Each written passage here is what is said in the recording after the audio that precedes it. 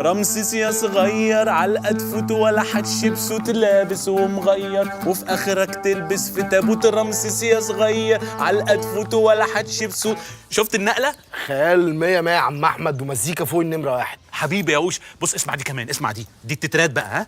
بردي بردي بردي بردي بردي تيرارارا، بردي بردي بردي بردي بردي تيرارارا، اديني لفة بردي، لا لا لا لا لا، اديني ورقة بردي، لا لا لا لا لا لا يا عم احمد. ايه الراجل كده اشتغلك وخد منك الباردي مرتين يا ابني؟ عشان التكرار اللي في الكلام ده. أيوة. يا حبيبي في فرق في الخامة، ما تخلوش بتوع كرداسة يضحكوا عليك. ده نوع وده نوع تاني، فرق في الخامة. عارف يا عم احمد، انت النهارده تعتبر متميز في الطربيات. حبيبي يا اوشا، والله العظيم موضوع التلحين ده لو مشي معانا هنعدي ياض، هنعدي. طبعا يا عم احمد، لان التلحين النهارده يعتبر هو اهم حاجه. انا بشوف ان التلحين ده هو ابو الفنون، لان فلوسه حلوه. طبعا يا عم احمد، لان الفنون النهارده دي تعتبر اهم شيء. الفنون يا اوشا هي اللي بترتقي بالمجتمع. المجتمع برضه يا عم احمد النهارده يعتبر هو اهم حاجه. برضه بردي.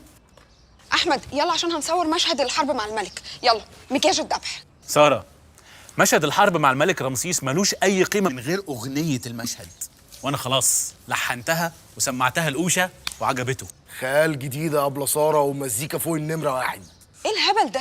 انت مالكش في المزيكا اصلا. احمد انت لو دخلت على المخرج بقصه التلحين دي مش هيدخلك البلاتو تاني. ايه يعني مش بوفر له؟ مش احسن ما يروح يتلطم في الاستوديوهات ويشتغلوا له الالاتيه والطبالين؟ لا معلش، ممكن تفكني بس من الكلام ده؟ ده انت بتمثل بالعافيه يا احمد. ممكن تشيل بس موضوع المزيكا ده من دماغك خالص؟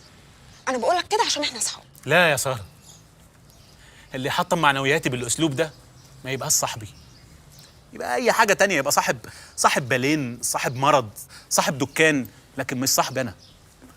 انا ماليش اصحاب غير اوشا وبس. انت حبيبي يا عم احمد. حبيبي ايه يا ده اوشا. ايه ده؟ طب بص اجهز بقى، قدامك 10 دقايق عشان ايه؟ هنصور.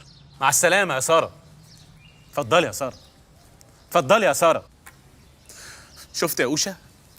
ظهر خلاص ما بقاش في صاحب يتصاحب.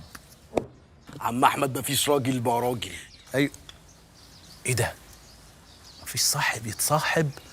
مفيش راجل؟ يا نهار ابيض، استنى المطلع ده جامد قوي، استنى. مفيش صاحب يتصاحب، مفيش راجل بقى راجل. الله يا عم احمد، خيال جديد ومزيكا فوق النمره يا واحد. نهار ابيض يا ابني، انت سيبك بقى من الفيلم والفرعوني والكلام ده كله. انت عارف الاغنيه دي ممكن تعمل ملايين. انا عندي عيال اصحابي لو غنوها هيكسروا العالم. مين يا عم احمد الناس دي؟ اسمهم ولاد سليم. عم احمد ولاد سليم يعتبروا النهارده اهم ناس في اللبانين. ايوه يا ابني، دول في كل حته مسمعين.